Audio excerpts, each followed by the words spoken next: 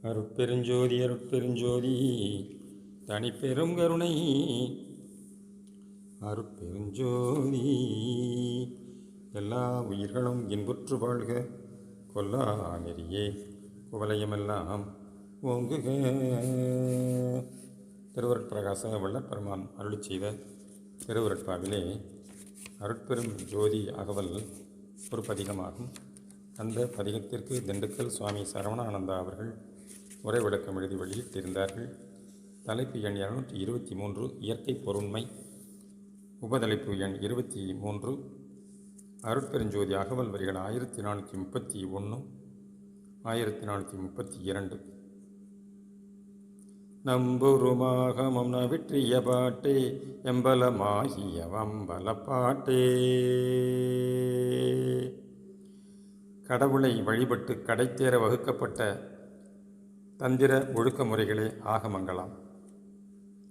பசுபதியாம் கடவுள் தத்துவத்தை பொருளாக கொண்டு ஆக்கப்பட்டுள்ளது இந்த ஆகமம். இதுவே பதிநூல் எனப்படும். வேத மந்திர சொரூபியாகிய கடவுளை விளக்கும் உரையே இத்தந்திர ஆகம முறையாம்.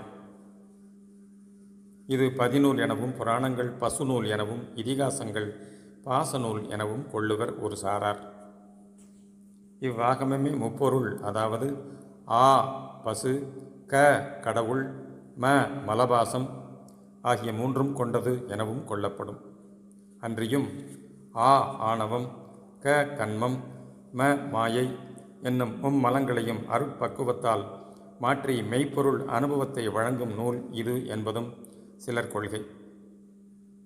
இப்படி பலரால் நம்பப்பட்டுள்ள ஆகம நூற்பாக்களே நம்புருமாகமம் நவிற்றிய பாட்டு என்பதாம். நமது உயிர், அறிவு, ஆற்றல் எல்லாமாகியது அகம் வளர் அம்பலத் தொழிற்பா ஆகும். இதுவே எம்பலமாகி அம்பலப்பாட்டு என்று குறித்துள்ளார் நம் பெருமான். அம்பலப்பாட்டே அருட்பாட்டு, அல்லாத பாட்டெல்லாம் அருட்பாட்டு என்று நாமாவளியில் கூறியுள்ளார்.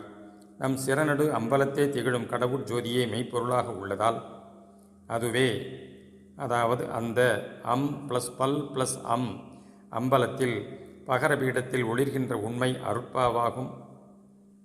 அந்த உண்மை பொருளாய் அருட்பெருஞ்சோதி தனிப்பெருங்கருணை ஒளிர்கின்றது.